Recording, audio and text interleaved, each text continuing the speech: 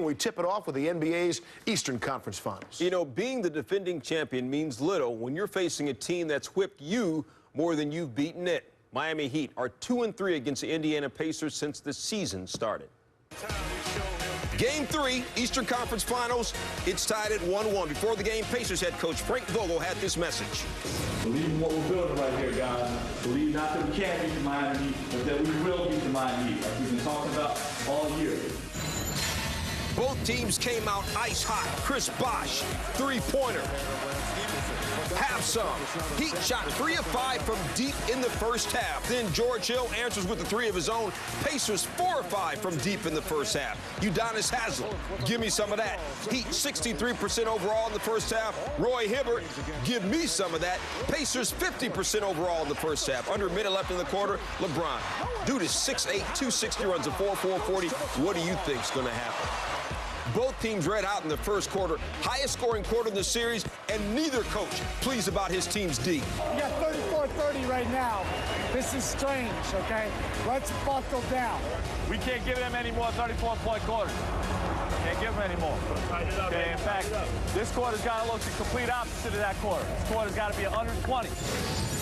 But the Heat continue to just blowtorch the Pacers D. Off the Norris Cole miss, Dwayne Wade gets the rebound, banks in the tough fadeaway, and one. D. Wade shot 8 of 14. Then LeBron seals inside for the lay-in. He shot 8 of 17. Ray Allen, 37 years old, still got the wettest jumper in the league. Hey, by the way, regular season, 2,857 career three-pointers for Ray Ray. LeBron, the floater over Hibbert. Holler, Heat by 14 at the half, 70 points in the first half, a franchise playoff record. Meanwhile, Udonis Haslem was just going off. Jump hook in the paint. Then LeBron drives, dishes to Udonis on the baseline for the lay-in, an old-school three-pointer. And then the rainbow jumper. Udonis Haslem was rolling. 17 points in the game. Another jumper. Haslam, 3 points combined in games 1 and 2, as I said, 17 in game 3 on 8 of 9 shooting. Under 26 seconds to play in the third, Heat up 13. Cole's pass goes through the hands of LeBron right to Birdman Chris Anderson. Fourth quarter, Heat up a bunch. LeBron backs down Paul George. Turnaround off the glass. Heat by 18. 1 minute later, did I mention that Ray Allen got the wettest jumper still? Ray. Heat by 21 points. Later in the quarter, D. Wade. Short jumper in the paint.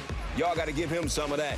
Wade had 18 points. LeBron, a very efficient 22 points as the Miami Heat roll in Game 3, beating the Pacers 114-96. Again, neither LeBron nor D. Wade had monster games in terms of points.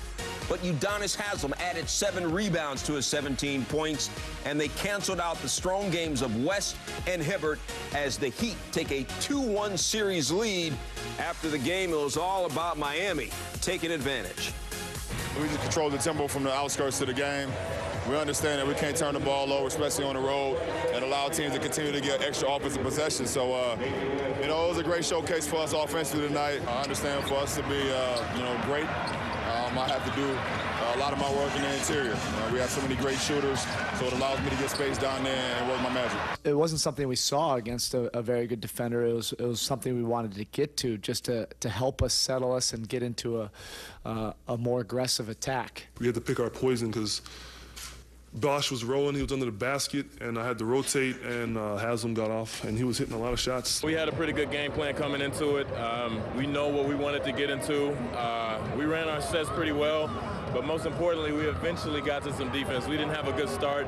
We can still get better there, but, you know, we just executed and played together and kept that ball moving. They're one of the great teams, you know, that this league has seen, defending champs, and, you know, on a historic run this year. If you're not perfect guarding them, they'll do what they did to us tonight. The Miami Heat set a little bit of NBA history. First team ever to win 5 straight road playoff games by double digits. We bring in Stephen A. Smith, who was courtside for the game. Stephen A., yes, LeBron and D. Wade combined for 40 points, but Chris Bosh and Udonis Haslem combined for 32. Why did they have that success, Stephen A., at least from Chris Bosh's perspective? Because they were hitting perimeter shots. They were hitting shots, whether it be from three-point range, in Chris Bosh and Udonis Haslam case, the perimeter shots, particularly Udonis Haslam on the baseline. He had 8 of his 9 shots, finished with 17 points. That was 17 points, quite frankly, most of us weren't relying upon, because obviously if you expect the Miami Heat to knock off the Indiana Pacers, Stu, you don't expect it to be through the hands of Udonis Haslam. But Coach Eric Spoelstra was absolutely right when he alluded to the fact that UD, that's what they call him, he's done this time and time again in big game situations. He doesn't wilt beneath the pressure. He's already a champion. He knows what it takes. Actually, he's a 2-time champion. He knows exactly what it takes. So he showed up big tonight because he recognized, along with Chris Bosh, who was meditating and very intense before the game, they knew that they were going to be a key in order for them to beat the Pacers, because if they're hitting perimeter shots, then David West and Roy Hibbert is going to have to contend with them. To do so, they're going to have to step out of the lane. You step out of the lane, then you leave yourself at the mercy of a LeBron James, of a Dwayne Wade, along with others. Obviously, Mario Chalmers scored. He put up about 14 points tonight as well. All 5 starters for the Miami Heat scored in double figures. That is balance personified. They got it done tonight because they responded the way champions do. They relied upon one another, and they got it done. Plain and simple. Stephen A., so if Udonis Haslam is hitting his shots, and Chris Bosh is hitting his shots, and Chalmers is stepping in, and Ray Allen's doing his thing from three-point land, and LeBron and D. Wade are still chipping in, what can Indiana do to beat this team? This team, by the way, that has yet to lose a road playoff game this postseason. Absolutely nothing. Next question. What is Frank Vogel going to tell his team that they can do to beat the Heat? Well, he's going to tell them they've got to D up and they got to find a way to negate that from happening. You can't have, you know what you're going to get from LeBron James. You suspect what you're going to get from D. Wade. You know what Chris Bosh is capable of. But my goodness, if you can't stop Mario Chalmers and Udonis Haslam, not even to get to Ray Allen or Shane Battier, it's lights out, baby. There's no hope for this Indiana Pacers squad. If that happens, there's hope because they showed you they're an elite defensive team in this game. Not only do they impose their will upon you with their physical prowess, but they defend at every particular position. So if they're going to do that to you, then you have a boatload of confidence if you're a fan of the Indiana Pacers or a member of the Indiana Pacers, because you know you can lock down and defend. But if you can't do that and everybody's scoring, there's no way for them to beat the Miami Heat. They might as well not show up, because the Miami Heat will win the rest of the games in this series if they let tonight repeat itself. You've got to stop the other people around and put even more of an onus on the big 3. That's your only shot of winning this series if you're the Indiana Pacers, because we know they've struggled offensively.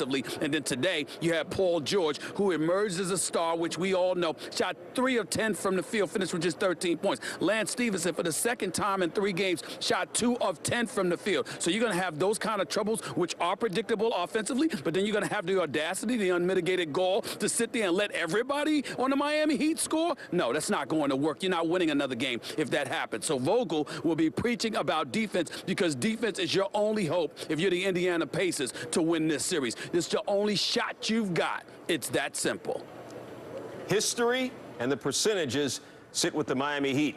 NBA playoff history in a best-of-7 series. When a series is tied 1 game apiece, the winner of Game 3, Stephen A., wins the series 77% of the time. Game 3, Eastern Conference Finals, went to the Heat, due in large part to LeBron James' efficiency in the post. Scored 14 points in the paint on Sunday against the Pacers en route to a 22-point overall performance. LeBron did a significant part of his damage in the paint while being guarded by Paul George, who had been effective while guarding LeBron in the first 2 games in Miami, but this was an entirely different story. Our friends at Samsung, they take us next level, as they only do here on SportsCenter, showing you these numbers. While you see here LeBron struggled in the post against Paul George in games 1 and 2, he dominated down low in Sunday's win in game 3, going for 12 points on 5 of 7 shooting against George on Sunday. Full disclosure, Antonio Davis played his first 6 seasons in the NBA with the Indiana Pacers, made the conference finals 4 times, never advancing on. Not going to ask you who you're rooting for in this series now that you're an impartial member of the media. Let me hit you with this. LeBron James, after the 2 turnovers late in game number 2, he said, hey, I'm going to make this up to my teammates. he more than did that in game number 3 here. He definitely did, and started off with just being in the post, making sure that he established himself there first. They didn't do a good job, I think, in the second game of getting him in the paint off pick and roll. So he said, okay, you know what? I'm going to get 2 feet in the paint and just start there and make them stop me. And that's too many dribbles for a great defensive team. Here you see him 1, 2, 3, 4 times, 5 bounces before he turns and shoots.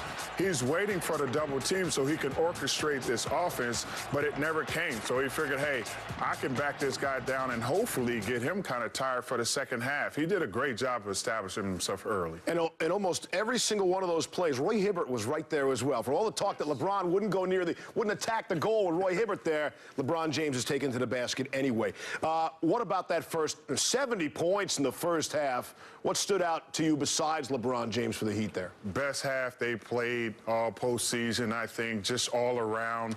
You can see everybody starting to tighten the screws a little bit. You can see the sense of urgency with every single player, starting with Udonis Haslem and Chris Bosh.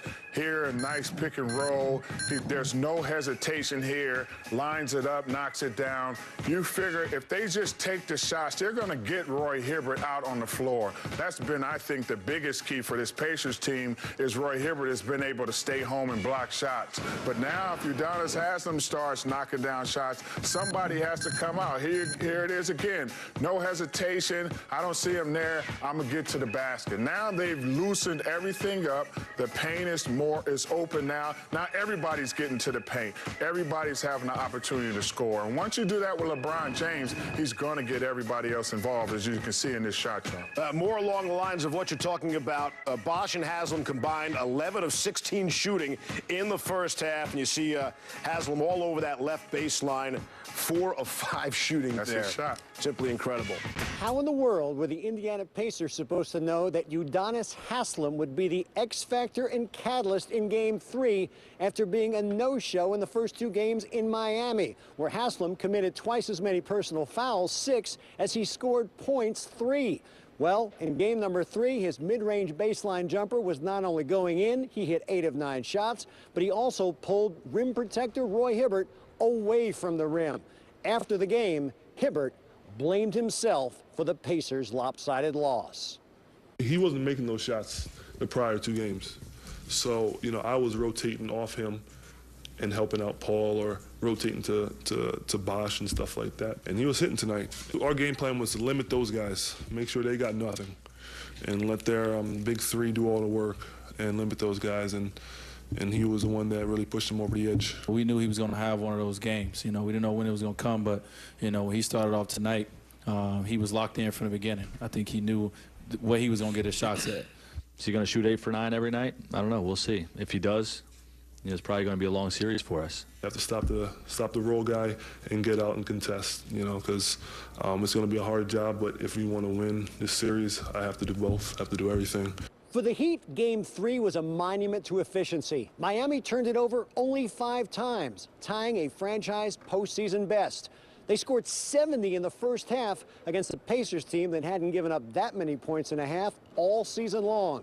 But what made them feel best was that in a desperate situation, the man they call the heartbeat of their team, Udonis Haslem, came up huge. In Indianapolis, Mark Schwartz, ESPN.